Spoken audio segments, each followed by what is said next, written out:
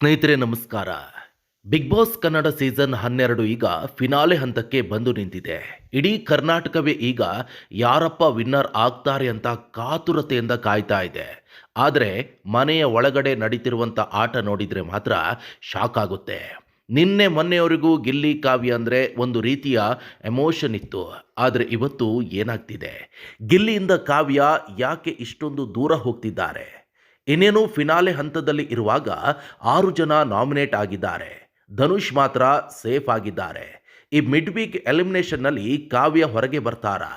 ಒಂದು ವೇಳೆ ಕಾವ್ಯ ಹೋದರೆ ಅದಕ್ಕೆ ಕಾರಣ ಯಾರು ಗೊತ್ತಾ? ಅದಕ್ಕೆ ಡೈರೆಕ್ಟ್ ಆಗಿ ಕಾರಣ ಆಗ್ತಾ ಇರುವಂಥದ್ದು ಧನುಷ್ ಗೌಡ. ಹೌದು ಫ್ರೆಂಡ್ಸ್, ಧನುಷ್ ಮಾಡಿರುವಂಥ ಒಂದು ಮಾಸ್ಟರ್ ಪ್ಲ್ಯಾನ್ ಕಾವ್ಯ ಪಾಲಿಗೆ ಮುಳುವಾಯ್ತು ಅನ್ನೋದು ಇವತ್ತಿನ ಬಿಗ್ ಬಾಸ್ನ ಚರ್ಚೆ. ಬನ್ನಿ ಇದರ ಬಗ್ಗೆ ಕಂಪ್ಲೀಟ್ ಡೀಟೇಲ್ಸನ್ನು ಕೊಡ್ತೀನಿ. ಅದಕ್ಕೂ ಮುಂಚೆ ನಮ್ಮ ಚಾನಲ್ಗೆ ಹೊಸಬರಾಗಿದ್ದಲ್ಲಿ ದಯವಿಟ್ಟು ನಮ್ಮ ಯೂಟ್ಯೂಬ್ ಚಾನಲ್ಗೆ ಸಬ್ಸ್ಕ್ರೈಬ್ ಆಗಿ, ಜೊತೆಗೆ ಫೇಸ್ಬುಕ್ನಲ್ಲಿ ಫಾಲೋ ಆಗಿ. ಫ್ರೆಂಡ್ಸ್, ನಾವೆಲ್ಲ ಮೊದಲಿನಿಂದ ನೋಡ್ಕೊಂಡು ಬಂದ ಹಾಗೆ ಕಾವ್ಯ ಈ ಮಟ್ಟಕ್ಕೆ ಬಿಗ್ ಬಾಸ್ ಮನೆಯಲ್ಲಿ ಜರ್ನಿ ಮಾಡೋಕ್ಕೆ ಮೇನ್ ಕಾರಣ ಗಿಲ್ಲಿ. ಇದನ್ನು ಕಾವ್ಯ ಫ್ಯಾನ್ಸ್ ಒಪ್ಪಲಿ ಅಥವಾ ಬಿಡಲಿ, ಆದರೆ ಇದು ಕಹಿ ಸತ್ಯ. ಗಿಲ್ಲಿ ಎಷ್ಟೋ ಸಲ ತನ್ನ ಆಟವನ್ನು ಬಿಟ್ಟುಕೊಟ್ಟು ಕಾವ್ಯನ ಸೇವ್ ಮಾಡಿದ್ದಾನೆ. ಎಷ್ಟೋ ಸಲ ಕಾವ್ಯ ಎಲಿಮಿನೇಟ್ ಆಗೋ ಚಾನ್ಸ್ ಇತ್ತು. ಆದರೆ ಗಿಲ್ಲಿ ಮಾಡಿರುವಂಥ ಪಾರ್ಶಲಿಟಿ ಅಥವಾ ಆತ ತೆಗೆದುಕೊಂಡಿರುವಂಥ ಸ್ಟ್ರಾಂಗ್ ಡಿಸಿಷನ್ಸ್ ಕಾವ್ಯನ ಇವತ್ತಿನ ತನಕ ಮನೆಯಲ್ಲಿ ಉಳಿಸಿದೆ. ಕಿಚ್ಚ ಸುದೀಪ್ ಅವರೇ ಎಷ್ಟೋ ಸಲ ಕಿಚ್ಚನ ಪಂಚಾಯಿತಿ ಸಂದರ್ಭದಲ್ಲಿ ಬುದ್ಧಿ ಮಾತನ್ನು ಹೇಳಿದರು ಇಬ್ಬರಿಗೂ ಕೂಡ. ಆದರೆ ಕಾವ್ಯ ಗಿಲ್ಲಿ ತಮ್ಮ ಸ್ನೇಹವನ್ನು ಕಂಟಿನ್ಯೂ ಮಾಡಿದರು. ಆದರೆ ಈಗ ನೋಡಿ, ಫಿನಾಲೆ ಹತ್ತಿರ ಬರ್ತಾ ಬರ್ತಾ ಕಾವ್ಯ ಕಂಪ್ಲೀಟ್ ಆಗಿ ಬದಲಾಗಿ ಬಿಟ್ಟಿದ್ದಾರೆ.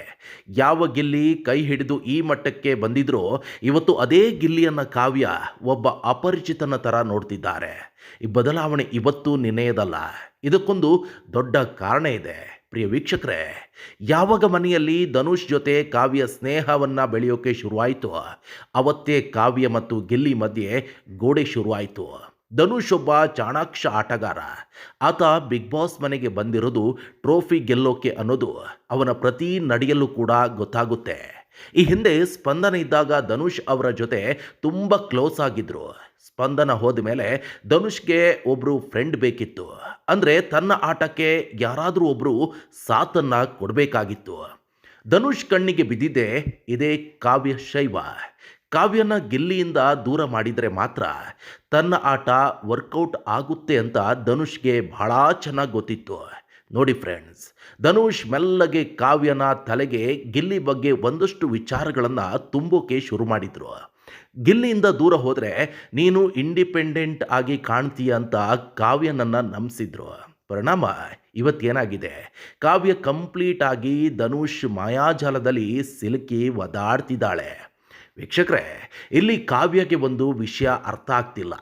ಗಿಲ್ಲಿ ಇಷ್ಟು ದಿನ ಮಾಡಿದ ತ್ಯಾಗ, ಆತ ಕೊಟ್ಟಂಥ ಸಪೋರ್ಟ್ ಯಾವುದು ಕೂಡ ಕಾವ್ಯಗೆ ಈಗ ನೆನಪಾಗ್ತಿಲ್ಲ. ಸುದೀಪ್ ಸರ್ ಮುಂದೆ ಕಾವ್ಯ ಒಂದು ಮಾತನ್ನು ಹೇಳಿದರು, ಗಿಲ್ಲಿಗೆ ನಾನು ಕೊಟ್ಟಿರುವಂಥ ಸಲುಗೆ ತಪ್ಪಾಯಿತು ಅಂತ. ಈ ಮಾತು ಎಷ್ಟು ಹರ್ಟ್ ಆಗಿರುತ್ತೆ ಅಲ್ವಾ?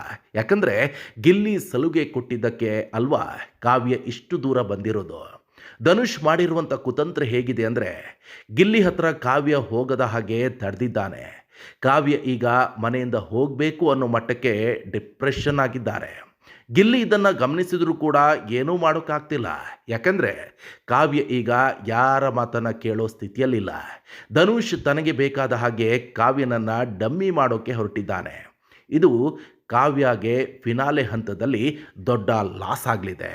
ಈಗಿರೋ ಪರಿಸ್ಥಿತಿಯಲ್ಲಿ ಧನುಷ್ ಒಬ್ಬನೇ ಸೇಫ್ ಆಗಿರೋದು. ಕಾವ್ಯ ನಾಮಿನೇಟ್ ಆಗಿದ್ದಾರೆ. ಮನೆಯಿಂದ ಯಾರು ಹೊರಗೆ ಹೋಗ್ತಾರೆ ಅನ್ನೋದು ಈಗಿರುವಂಥ $1,000,000 ಪ್ರಶ್ನೆ.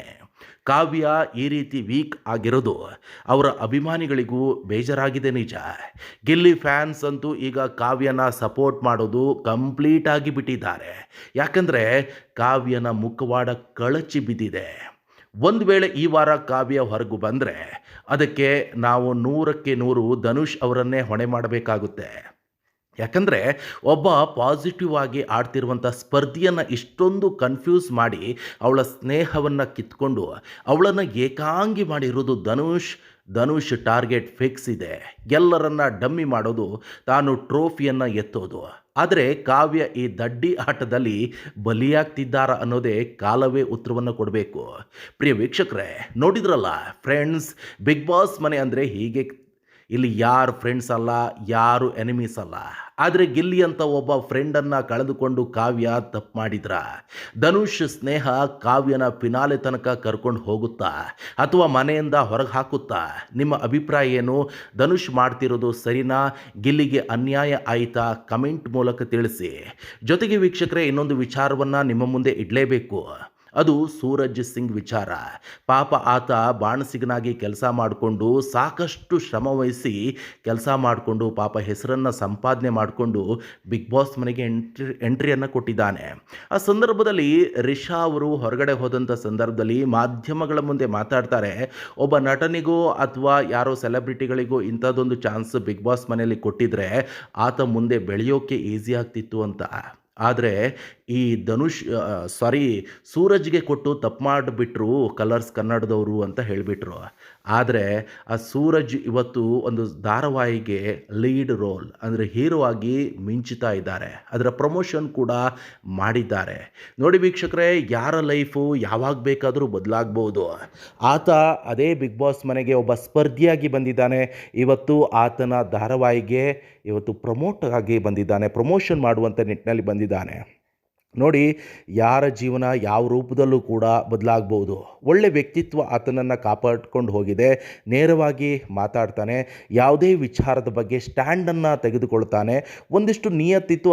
ಆದರೆ ಬಿಗ್ ಬಾಸ್ ಮನೆ ಒಳಗಡೆ ಬಂದಂಥ ಸಂದರ್ಭದಲ್ಲಿ ರಾಶಿಕನ ಜೊತೆ ಸೇರಿ ಸ್ವಲ್ಪ ಸಹವಾಸ ದೋಷದಿಂದ ಆತ ಅರ್ಲೋ ಮರ್ಲೋ ಥರ ಶುರು ಮಾಡಿಕೊಂಡಿದ್ದಾಯಿತು. ಕೊನೆಗೆ ಆತ ಹೊರಗಡೆ ಹೋಗಿದ್ದಾನೆ.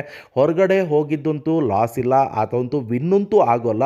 ಒಂದು ಲೆವೆಲ್ಗೆ ಟಾಸ್ಕ್ ಆಡಿ ಒಂದಿಷ್ಟು ಟಾಸ್ಕ್ ಅಂತ ಒಂದು ಲೆವೆಲಿಗೆ ಆಡ್ತಾ ಇದ್ದಾಯಿತು, ವಿನ್ ಆಗ್ತಾ ಇಲ್ಲ ಆಯಿತು. ಆದರೆ ಬಿಗ್ ಬಾಸ್ ಒಂದು ಒಳ್ಳೆ ಅಪಾರ್ಚುನಿಟಿ ಕೊಟ್ಟಿದೆ ಆತನಿಗೆ ಸೀರಿಯಲಲ್ಲಿ.